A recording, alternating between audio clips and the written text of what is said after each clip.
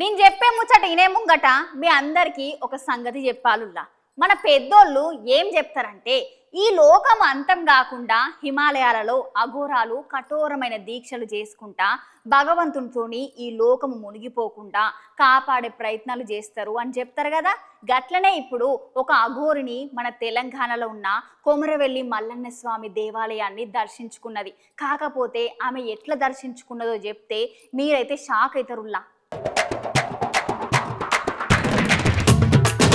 అఘోరాలంటే ఎక్కడుంటారులా? మంచిగా హిమాలయ పర్వతాలల్లా గడ్డ కట్టే మంచు కొండలలో కూర్చొని ధ్యానాలు చేసుకుంటూ ఆ పరమశివుని దర్శించుకునే పనిలో ఉంటారు కదా. వాళ్ళు ఆ శివుని జపించుకుంటూ అక్కడనే వండుకుంటా నిద్రాహారాలు మాని ధ్యానంలోనే ఉంటారు ఎప్పుడు. కాకపోతే ఈ అఘోరాలలో అఘోరీలు కూడా ఉంటారు. నిజాముల్లా మన తెలంగాణలో సిద్దిపేట జిల్లా ఉన్నది కదా. ఆ సిద్దిపేట జిల్లాలో ఒక పుణ్యక్షేత్రం అయితే ఉన్నది. ఆ పుణ్యక్షేత్రం పేరు ఏంటంటే కొమరవెల్లి మల్లన్న స్వామి పుణ్యక్షేత్రం. పుణ్యక్షేత్రంలో ఒక మహిళ అఘోరిని నగ్నంగా దేవాలయం దర్శించుకునేందుకు వచ్చిందంట. అట్లా దేవాలయం దగ్గరికి వచ్చి ఎవ్వలతోటి ఒక్క మాట కూడా మాట్లాడకుండా మౌనంగా చలిసప్పుడు చేయకుండా ఆమె పని ఏందో ఆమె చేసుకుంటున్నదంట. అయినా ఇట్లాంటి పుణ్యక్షేత్రాన్ని ఆ గోరిని ఎందుకు వచ్చింది, ఏమిటికి వచ్చింది, ఏం పూజలు చేసింది, అసలు ఆ కొమరవెల్లి మల్లన్న దేవునికి ఆ గోరి వచ్చుడేంది అనే ముచ్చట్లయితే అందరికి ఆసక్తిని కలిగిస్తున్నాయి ఇలా.